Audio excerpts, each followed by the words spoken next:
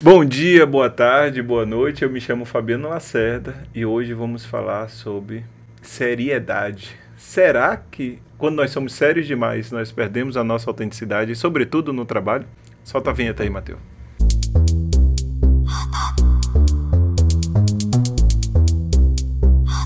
E ninguém melhor do que uma pessoa que eu admiro, super profissional e uma pessoa que leva a vida de uma forma muito leve, sobretudo nas redes sociais. É Moara. Seja bem-vinda ao Contras Fluxos e já chegue se apresentando. Obrigada pelo convite, um prazer estar aqui. Eu que sou uma pessoa extremamente séria, né? E a gente vai falar sobre isso. Eu sou especialista em eventos esportivos internacionais, já fiz Copa, Jogos Olímpicos, enfim. E sou baiana de Caetité, eu não posso deixar de falar essa parte. Senão a polícia de Caetité. A polícia de Caetité, senão eu não estou me definindo, não estou me explicando, não estou explicando quem eu sou. Você teve outro podcast esses dias que você teve alguma coisa que você falou, alguma coisa errada de Caetité, não foi? Falei que Caetité tinha 40 mil habitantes.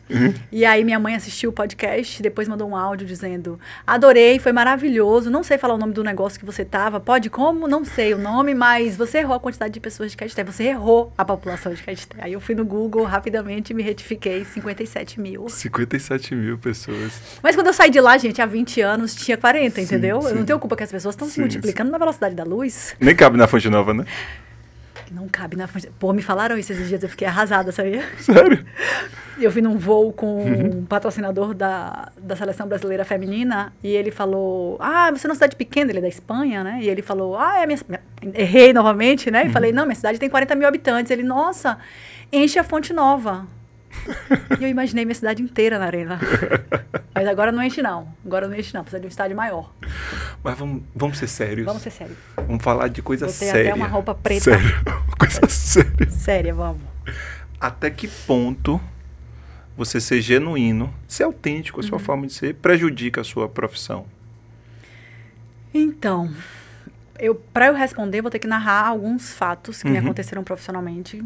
Como você viu, a gaiatice aqui vem de fábrica, eu gosto muito da brincadeira, sempre usei muito do meu humor, inclusive para fazer relações, né? Esse negócio de network eu não gosto, eu gosto de construir relação, eu gosto de saber da vida da pessoa, o que faz, onde trabalha, o que come, eu gosto de tudo. E eu lembro que quando eu fiz a Copa do Mundo aqui em Salvador, logo depois da Copa eu recebi uma proposta para fazer os Jogos Olímpicos no Rio de Janeiro, fiquei super feliz e honrada com a proposta.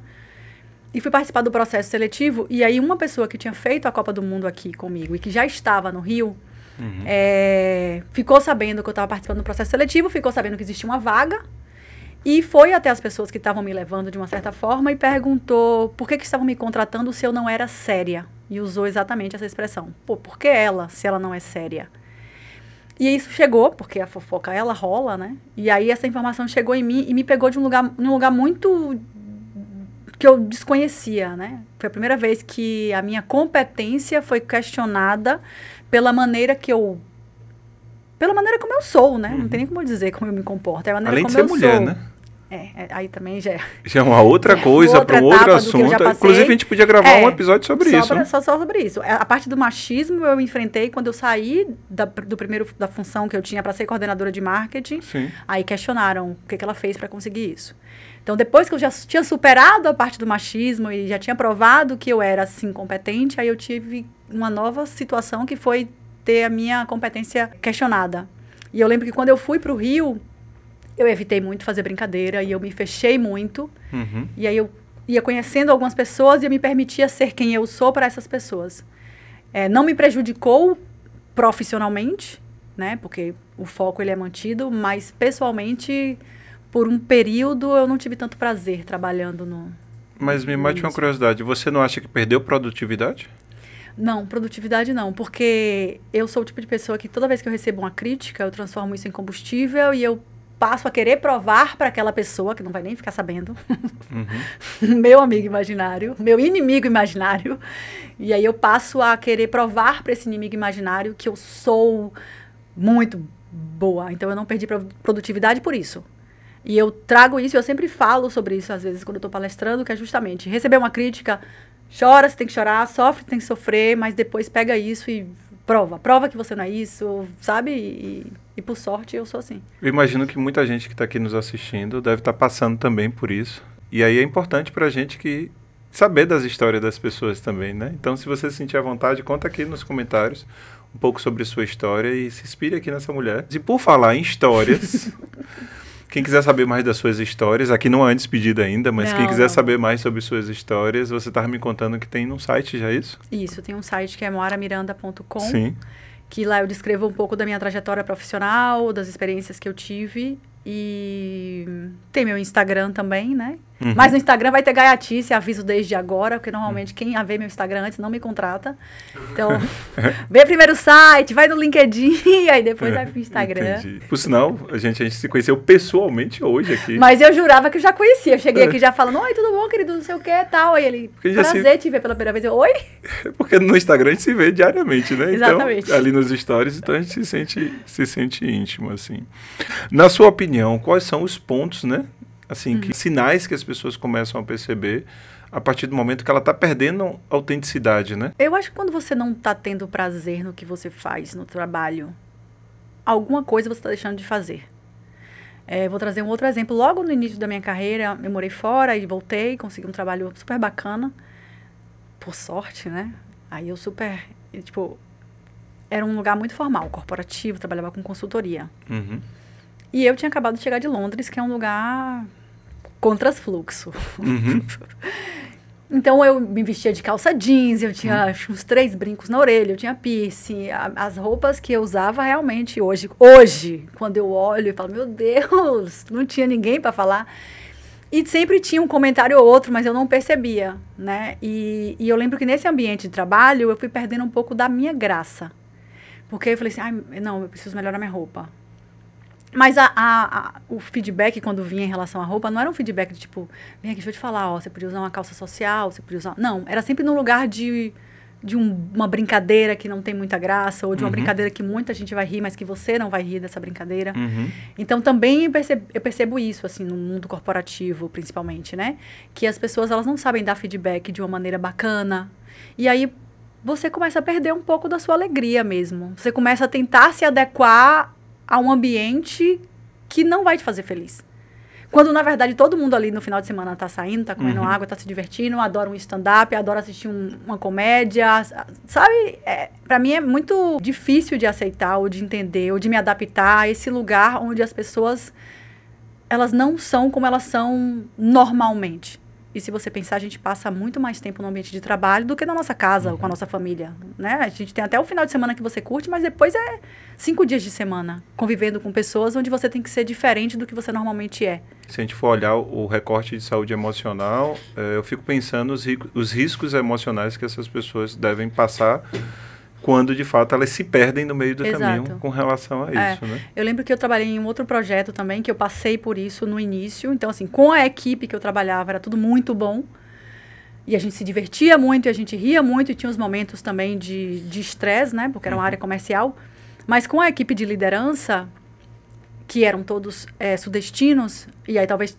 Nesse caso, tem essa dificuldade de entender como o baiano é e essa alegria que a gente tem. Existiam críticas em relação à maneira como eu me comportava ou ao perfil que eu não tinha, mas que não é um perfil. Entregando aquele trabalho, eu entregava maravilhosamente bem. E eu lembro que eu comecei a desenvolver uma ansiedade nesse projeto, que era muito louco porque eu ficava contando os dias para chegar minha folga. E quando chegava a minha folga, eu já acordava desesperada porque no dia seguinte eu já ia trabalhar. Então, eu comecei a perceber que eu já não estava vivendo mais, porque eu vivia em função de não estar ali, naquele ambiente. E quando eu tinha a oportunidade de não estar naquele ambiente, eu começava a sofrer, porque daqui a pouco eu ia ter que estar. Em 2 dias eu ia ter que estar. E aí eu percebi que isso era por conta desse ambiente, de você não poder ser quem você é. Então, hoje em dia, como eu trabalho com evento esportivo e quase todo projeto que eu vou sempre tem alguém conhecido, porque brasileiro virou produto tipo exportação, né? A gente resolve, a gente sabe se comunicar e a gente agora planeja. Então, as pessoas já sabem quem eu sou. Então, quando eu chego no ambiente, é muito gostoso, porque eu já tenho as pessoas, assim, Moca, Moara. Mas aí foi uma construção, né? Foi uma construção. Foi depois dessa situação na Rio 2016, nos Jogos Olímpicos, que aí eu saí da convivência com essas pessoas e fui para a sede mesmo, porque quando a gente está fazendo... Quando a gente participa de eventos esportivos e você tem a fase de planejamento, depois vem a parte de sede, né? Que a gente chama de venuização, que é quando você vai para venue. Então, quando você vai para venue, você vai trabalhar com a outra equipe que vai estar com você durante a entrega dos jogos. E aí, nessa equipe, a relação ela foi construída aos poucos. Depois dessa construção, hoje eu não preciso mais fazer de conta que eu sou diferente, né? Eu já chego fazendo uma piada, eu já chego brincando com alguém, e isso facilita, isso facilita muito, muito, muito. E aí já fica a dica aí para quem está nos assistindo também, entender que não se perder durante o caminho é possível, né? É possível você ser quem você é de forma autêntica e não ter perda de produtividade nem de profissionalismo. Aqui no Contras Fluxo eu tenho uma pegadinha. Ninguém me falou isso. Tem uma surpresa. E aí para quem é da nossa época. Eu não entendi. Não? Você não entendeu a piada? Nossa época. Você não entendeu a piada, você não sabe qual é a referência. Vai lá, fale logo. Sérgio Malandro aí, pra quem não sabe o que eu tô falando. É um do boné, né? Isso, viradinho pro lado. Tô brincando, sei bem. Enfim, mas vamos lá. O príncipe da Xuxa. Que loucura, gente. Que show é esse? Que show da Xuxa é esse? Mas enfim, aqui tem um quadro onde o convidado faz uma pergunta para quem está nos assistindo sobre tudo que a gente está conversando aqui. Uma pergunta retórica, uma pergunta que gere uma reflexão aí para as pessoas. Gosto. Que pergunta você deixaria a partir disso que nós estamos produzindo para as pessoas que estão assistindo? Se vocês já tiveram que fingir ser uma pessoa diferente do que vocês são normalmente com seus amigos, para agradar um chefe ou para agradar um colega de trabalho, ou para mostrar algo que você achou que era importante profissionalmente. Falei sério, não foi? Você viu a pressão? Não chora, não precisa chorar, calma. Só pensa e fala. Pode falar nos comentários? Pode, claro. Responde aí, conta essa fofoca. Deixa eu ficar sabendo. Mas se você não sentir a vontade em falar nos comentários, pode falar no inbox. Ou eu, ou alguém da equipe, ou até mesmo. @eu sou Moara, me manda um direct, conta tudo. Vai ser importante também pra gente, né? Pra construção desse processo. Sim. Você já falou aí durante o episódio como é que faz pra te encontrar, mas conte aí mais em detalhes. Já falou seu @, já falou seu site, mas fala aí oficialmente como é que faz pra te encontrar. Instagram, eu sou Moara, que é o canal que eu mais utilizo, assim, normalmente. LinkedIn é só depois que eu termino um evento, ou alguma inspeção, ou algo assim, aí eu vou lá e posto uma foto, ou atualizo. Mas o Instagram, o que eu realmente gosto, é onde, principalmente na pandemia, eu acho que eu me encontrei, fiz muitos amigos muito bacanas, que troquei muito, então o Instagram é um lugar que mandou direct, eu respondo. Quando eu não respondo, depois de 2 anos, eu vejo e vou lá e respondo. Esses dias uma amiga mandou mensagem, vocês estão indo pra onde? Eu tava indo pro Bar da Mônica. Então, aquela coisa, ela mora no Rio, viu? Barquinho, né? Aquela coisa toda bem, bem poesia. E ela fez, vocês estão indo pra onde? Onde é esse lugar? E aí eu não vi. 6 meses depois eu coloquei Bar da Mônica. Aí ela botou, o quê? Eu nem sei o que eu tava perguntando. Aí eu expliquei. Que fantástico. Jovem, muito obrigado, viu? Eu que agradeço. Por ter vindo até aqui. Foi muito bacana esses minutos. E esperem mais, que vai ter mais de Moara aqui no Contras Fluxo. Vamos que vamos. Prazer te conhecer pessoalmente. Tchau, gente. Tchau, tchau.